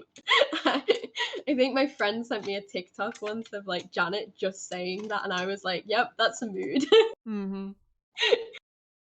It's a very interesting sort of, like, I study gender and gender identity through my like what is it called? Through my courses. I was like, I forgot I did a degree then. I was like, where do I study this? Like, completely forgot I had a degree. Oh my god. And it's really interesting to read about it and like learn about it from a theoretical point of view, but it's also quite fun to learn about it from just existing as well. Very good. Like, Twitch streaming is become an outlet to just exist as someone without any pressure to exist as someone. Like, they only, like, my Twitch community know me as Toad, the non-binary person, like the non-binary autistic streamer. And that's very cool, because like my poetry and my like other things have gone through me being my dead name, so it's kind of like, oh, this is the only thing that knows me as me. So about being autistic, is there any misconceptions that you feel like a lot of people do have that you want to clear up? Ooh, I don't think people, I think the first thing that people need to, if you want to understand autism, I think you need to remember that autistic people are people. Because when people speak of autism, or when they think of autism, they think of it in a very infantiling, very childish way. And that isn't what autism is. Autism isn't like, there are autistic adults, we're not children. And I think, like, if you want to start with like undoing your own ableism, you have to start with recognizing that autism exists in all age groups. So we'll be autistic old people, which is kind of cool. Like, oh, I can grow up old. And yeah, because you didn't get your diagnosis when you were young. You got it when you were 20, if I'm remembering it correctly. yes. Yeah, so how was that for you? Because it was, as a 20-year-old myself, going through like a lot of my life and then being like, oh, now I have a label for a thing would be very interesting experience, I guess. It was weird. At first I was like, I think, because I searched it. So my friend I have a lot of autistic friends. We all kind of like found each other and then all slowly got diagnosed with autism.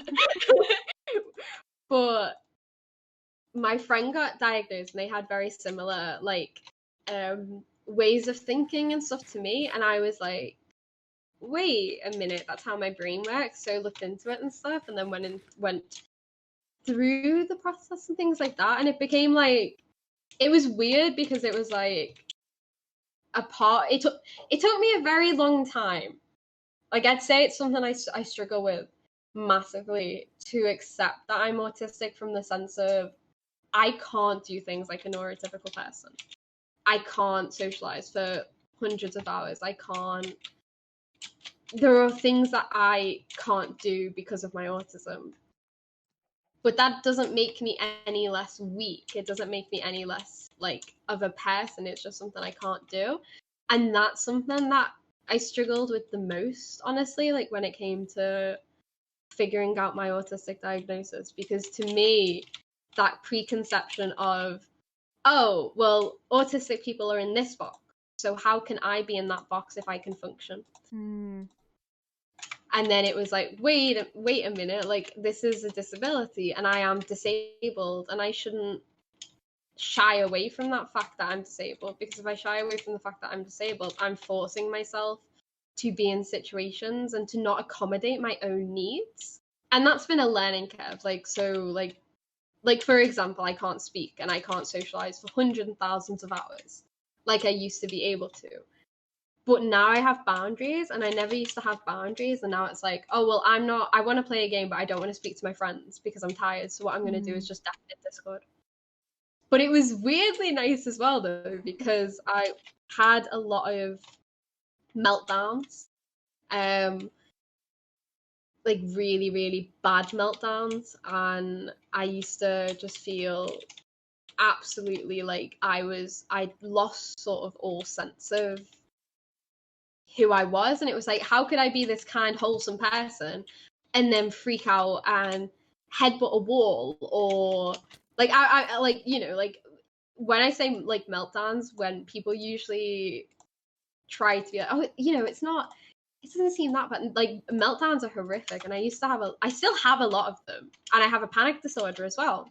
So it's just one thing after another, and I feel like when I got diagnosed with autism, 20 years of my life made sense for the first time ever. And it was like, oh, when I freak out and when I want to, like, I don't know, like, have a panic attack, or I touch something sticky and I just want to close my ears off and sit in a dark room and not speak to anyone.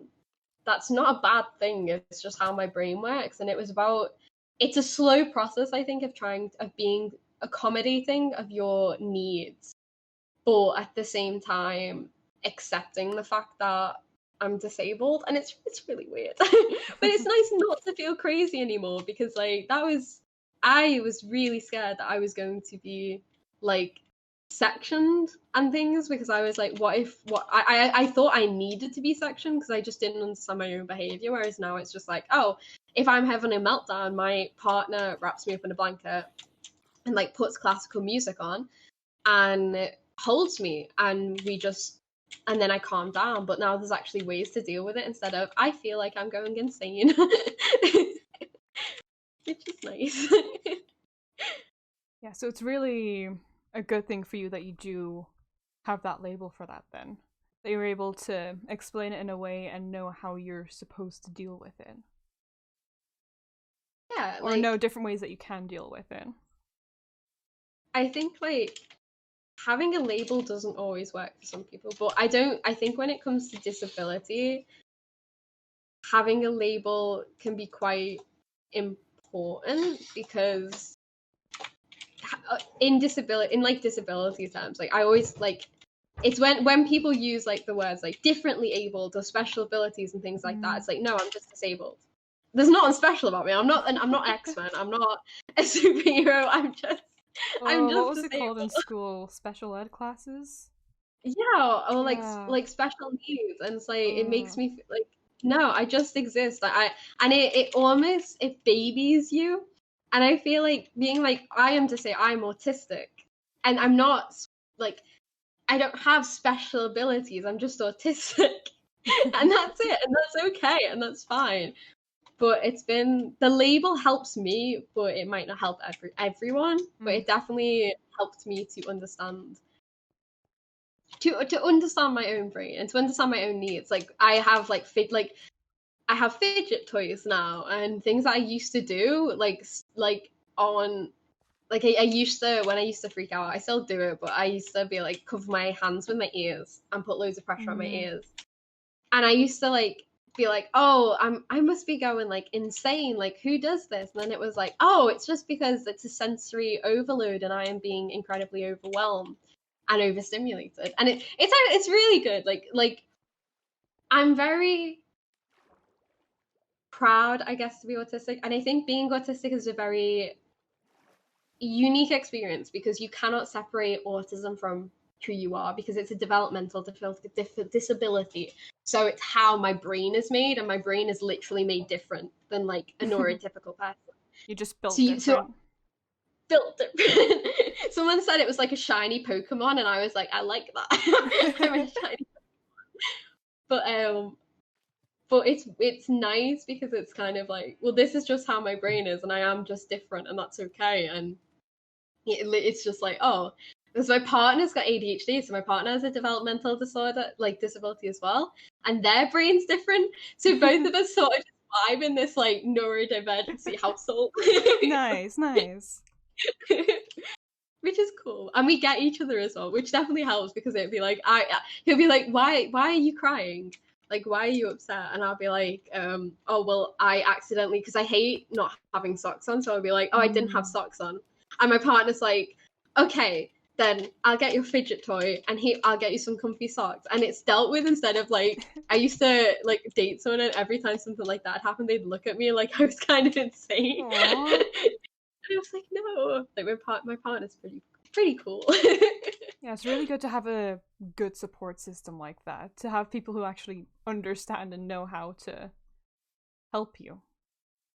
Massively, like, because a lot of with my friends it came down to I had to educate them about autism, and which isn't a bad thing because obviously people don't know things, but with my partner researched things and figured out like stuff about me that I didn't even realize was like a trigger. And it's been like a real, like, my partner moderates my streams, and the like I'm gushing. I always get so embarrassed when I talk about my partner because I'm always like, oh my god. Like, it's like, no, like, I always feel like so embarrassed. Even though it's not embarrassing, but it is like, it's cool, but it's very weird. But they're very kind.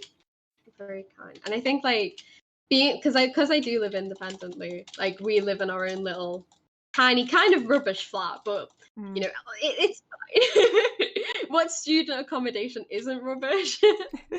But that definitely helps because I think if I'd got diagnosed at home, it would have been harder, weirdly, for my parents and my partner, because I feel like parents have a certain view of you, don't they? And they have a certain expectation. Yeah. And then suddenly you turn around to them and you're like, well, I'm disabled and LGBT. And like, what? What? It's like, it's not bad, but it can take people a long time to grow, it's just time, isn't it? Yeah. So what's your main goal of being a streamer then? Because you've said that you want to create that community. Where do you see yourself long term? Where do you see your relationship with streaming and being an online personality 5, 10, even 15 years from now? I think that it's something that I definitely want to keep doing, because I remember like when I started streaming, it was this question of like, but I had to keep in mind that if I was a streamer and then say I go into history, would I be taken seriously as a historian?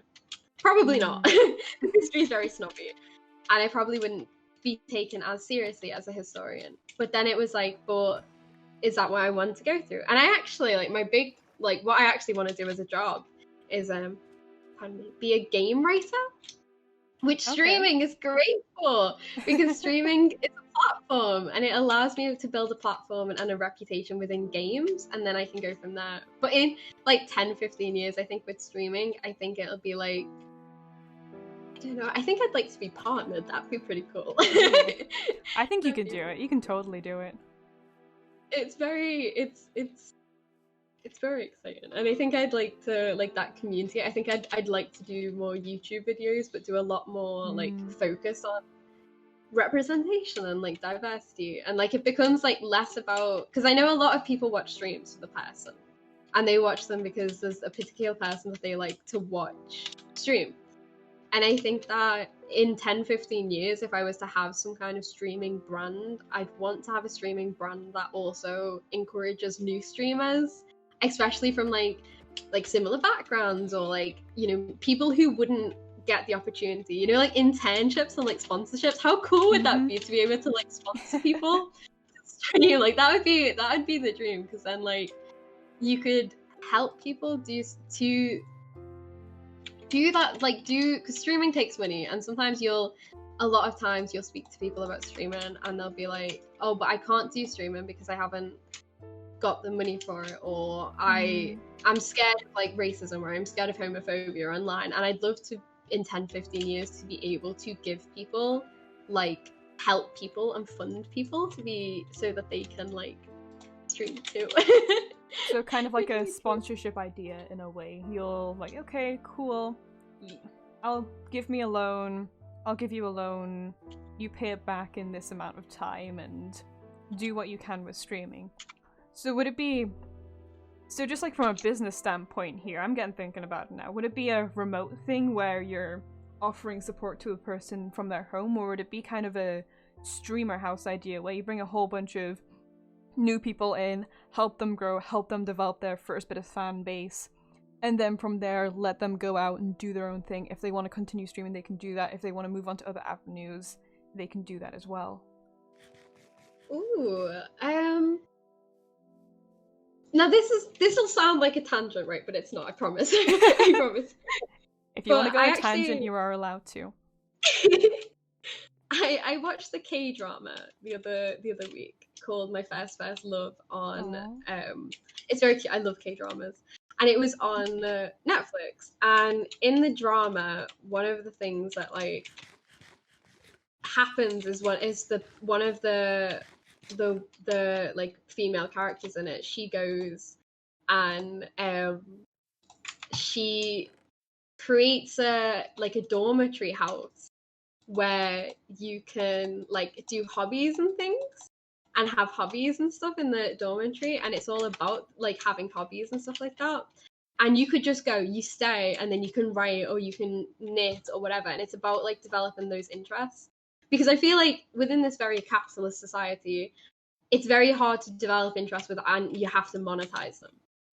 And I think if I were to do something like that, I'd want to do it like Hair, where she made a house, but it was, you come and go, but it was about developing skills that you want to. Not necessarily to even make money off them, but just so people can have that opportunity to try it out. Because there's a lot of times with like streaming, people will be like, oh, you could have the most amazing streamer, but they don't have the funds to do it. And it's like, what if I had the funds? I don't want to be like rich. I'm very anti-capitalist. So it's not something that I want to do. So if I had the funds, what would you want to do? And it's like, well, I'd want to help other people, and I'd want to help people do what they want to do in life, especially in this society that only really encourages you if you follow the rules of it. That sounds like a utopia. Just have a house that's just, especially if I bet you it'd be full of like introverts. We'd see each other once a day for food, and that'd be it. So you just want to create a place of free creative learning, free collaboration, and because again, business point of view, how would you be able to afford that? Because having an artistic hobby is a very difficult career path to have. I think I just hope I'd make enough money. See, do you want to be rich? No, just to be like win the lottery, put all the money into it, because I think like it's like, as you said, being creative is hard. And like my autism and my anxiety issues stopped me from getting a job. I've had one like actual major job, and it was not the best time in my life. And I really struggled with it, and it was really hard. But part of the reason why it was hard was because I was disabled. And I think that if I could just like create somewhere where people could actually go and experiment with what they want to do, I would. But I've got no idea, like, financially. I'm really bad at maths. Like I like passed my GCSE maths by like 2 marks. I'm so bad with maths. But I think I just want to create a safe space, but like a safe space physically that people can go and just be happy in and be okay with. But that's a proper like far off idea. That's like if the utopia. That's like dreamland idea. I think the reality would be sort of in 10-15 years would be like, I hope I was partnered, and I hope that I was giving like people on like through my Twitch stream platforms, like even if it wasn't necessarily like a house or something like that. Like it was just like, oh, he's a really cool streamer, you should check them out and stuff like that. I don't know. I really want to help people. I really like helping people, and I was very lucky to be able to stream, and I was very lucky to be able to get my PC and things like that. So I want to help people who weren't as lucky. That's a really nice ambition to have. Just to want to help people and not really want much more from that. I think if I was smarter, I'd be a doctor. My brain does not work that way, sadly. It's like I remember like Twitch streaming as well. Like this is just sort of going off that idea. It's like Twitch streaming, being creative, but wanting to care for people is hard, because I can only offer like a poem for someone. Do you know what I mean? Like I can't make people happy in a way. And then Twitch streaming, like I had someone on the stream come in and tell me that they messaged me and said like they hadn't been feeling mentally okay, and that the streams were giving them like a routine and entertainment and happiness. I cried after it, like a lot, because it was like Twitch streaming has given me that ability to help people and make people feel less alone and safe. And I know like a lot of when with my mental health issues, I felt alone through it, and I just want to make sure that if I can do, I'm getting like, whoa, if I can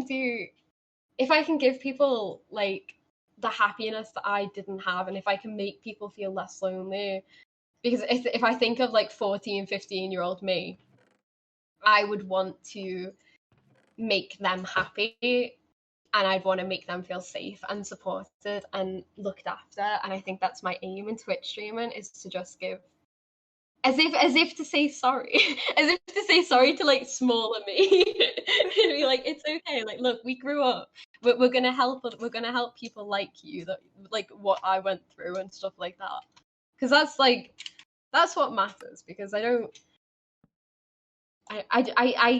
want people. I hate when people feel sad and alone, and I wouldn't want people to feel sad and alone if I can make them feel like happy. Sounds like super sentimental, like super poetic.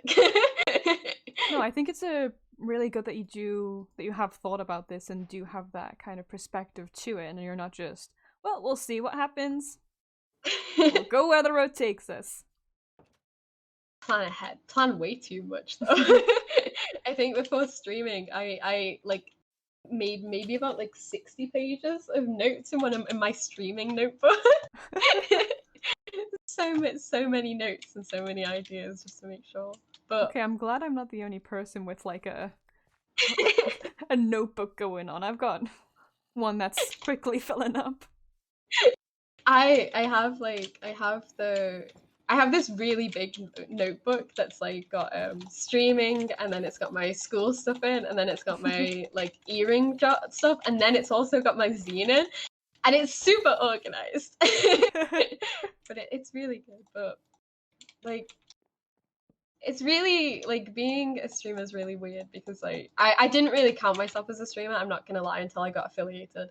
And then it's really weird because my friend like will introduce me to people and go, oh, this is Toad, they're a streamer, and I'm like, wait a minute. What?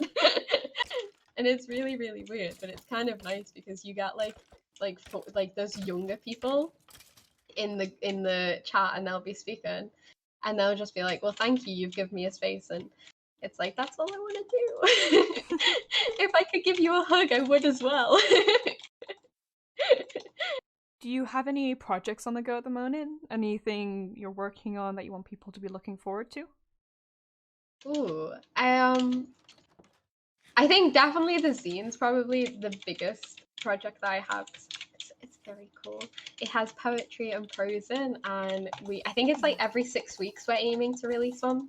And there's a lot of artists and a lot of writers, and it's about like combining poetry and art. So whereas a lot of like magazines and stuff, they just have like poetry, they'll have like the writing on one page and then the art on the other. We have like set up a dialogue between like the writers and the artists, so everything's personalized. I think that's really like cool. That's like that. It's like pronoun zine as well, because something that was like identity was super important to us when we came up with the name.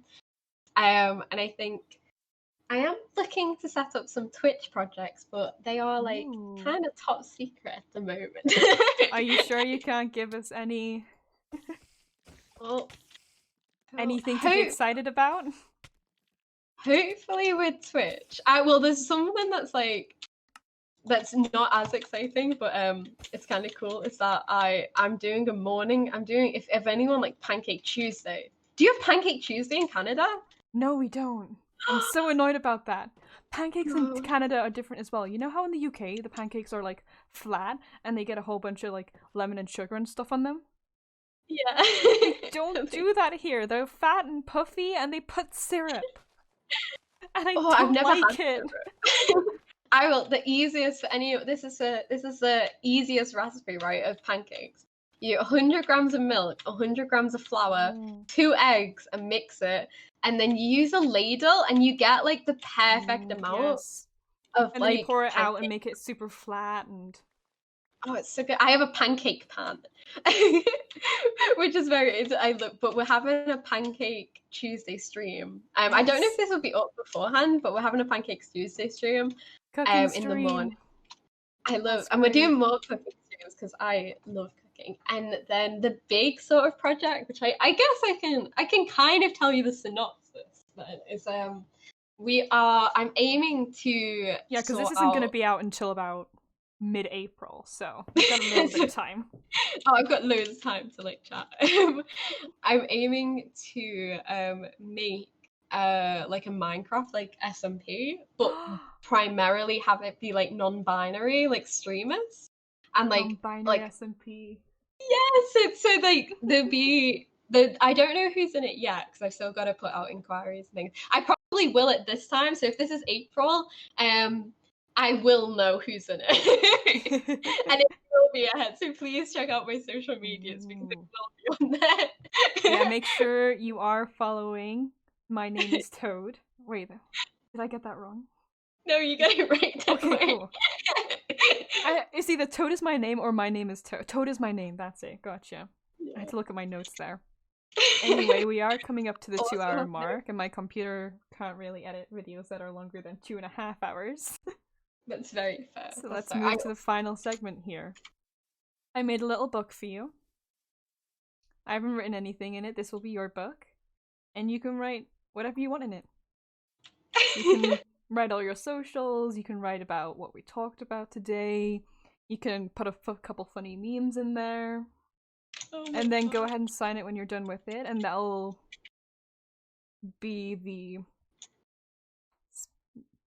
record of you being here. You've got your house, you've got your book, and we'll be able to remember you. Crazy. I did not expect, like, I don't know what I expect. I was really nervous beforehand, because I've never done anything like this. And This has been really, really cool. And you're a really, really good host. Like, there's not been one point where I felt like awkward. And that's coming from thank someone God. with social anxiety. I did a pilot episode.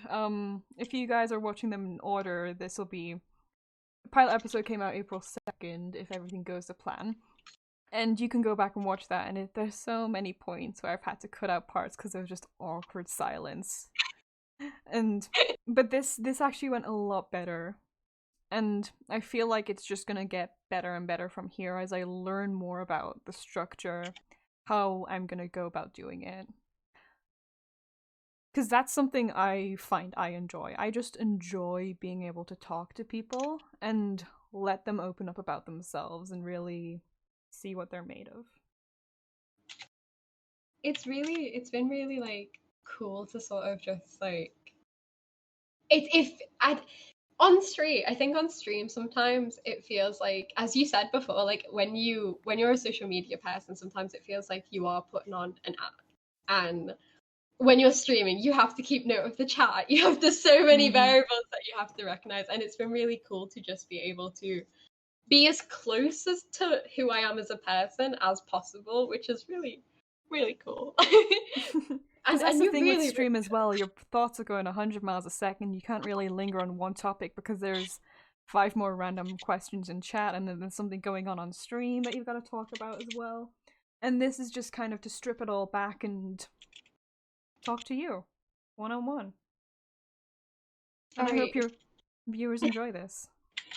It is very, like, very exciting. I'm very honored for the opportunity to be on it, because it's like, this is like insane. I spent most of the day, I nearly like threw up this morning. No. I was so nervous and I was so excited for it, and it honestly, it's like, this is amazing. So I'm really, really grateful. You gotta understand, I'm just a tiny creator as well. Like, I'm not like, oh, I'm an interview, blah, blah, blah. I'm a friend at the end of the day. And that's what I want to be for people. And that's like that, honestly, that's one of the best parts about being a smaller creator as well, because like you get to interact with your audience so much more, and I really like that, and it's really cool. And small, honestly, like I have so many friends who are small creators, and you just kind of vibe.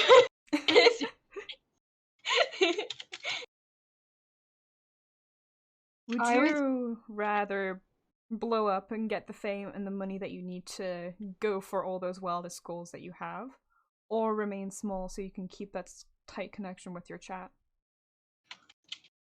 Ooh, I think because if you had to choose between those two extremes there. If I had to choose between them, I don't know, because financially it's not like I'm affluent. So the logical part of my brain is like, you kind of need money, Toad. You're in debt, like you need money. But then the compassionate part of my brain is just like, I'd rather have friends, because if I had to pick, if there was no other variables and I wasn't like financially a poor student, I would just pick to be small, because I feel like it doesn't, the size of the audience isn't what matters, it's the quality of the audience. And you can be huge. Like if you look at like streamers like XQC, like he's huge. He's I think he's got the most subs right now. Sounds about right, yeah. His chat and his community is just horrific, isn't it? And it's really, really like, it's not nice, and I think I'd rather have that smaller community to be like, to just love and to just get to know. But I think it's one of them questions that's like really, really hard to answer. Yeah, because you're like, logically you're like, oh well, I want to like I want to like not have to worry about money anymore, but then at the same time you're like, oh, but I don't want to be famous. that sounds so much pressure. And then you couldn't like I have social anxiety anyway, and the idea of not being able to go to the shop or something. I don't even go outside. I go outside once a week. And the idea of like not being able to go outside for even that once a week is like, what?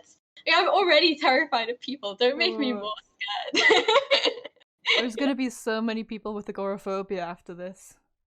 I was looking up that today. Oh my god, I was literally looking that up because I was looking up because I have different types of anxieties, and I was like checking what ones I had because I have nearly every anxiety, and I was like checking them, and then I saw that one. I was like, you know what, that resonates because I hate the outdoors, especially after lockdown. But this book is so shiny.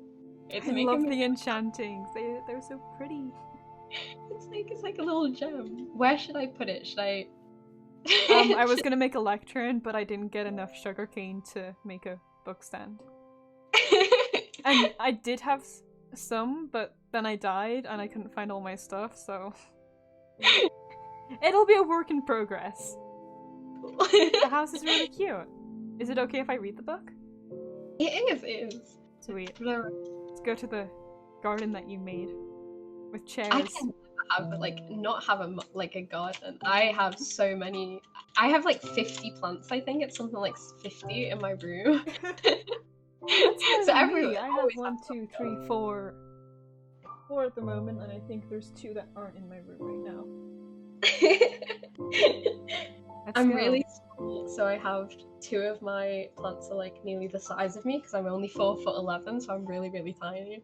It's kind of embarrassing that they're gonna be bigger than me in like a year, but You're 4'11"? Yeah, I'm really small. I look You're tiny. Like I have never used shaders because they crash my computer. I'm too scared to try them. Social medias: Insta, Toadismyname; TikTok, Toadismyname with 2 E's. Is that? Yes. Okay. Yeah. Twitter, Toadismyname. Hello, my name is Toad, and I am a non-binary and autistic, and I am a streamer. I stream Minecraft, Stardew, and a lot more games if you'd like to check them out. I also write for a Zine called pronoun_Zine on Instagram. Knock knock. Who's that? Lettuce. Lettuce who? Let us in and I'll tell you. That's my favourite joke. Lots of love, Toad. P.S. Maya's a really cool person. Aww. Me too. That is my favourite joke. My partner hears that at least once a day. I don't exactly have an intro at the moment. If I do make one by the time I put this out, I'll put it in. But until then, goodbye. Bye.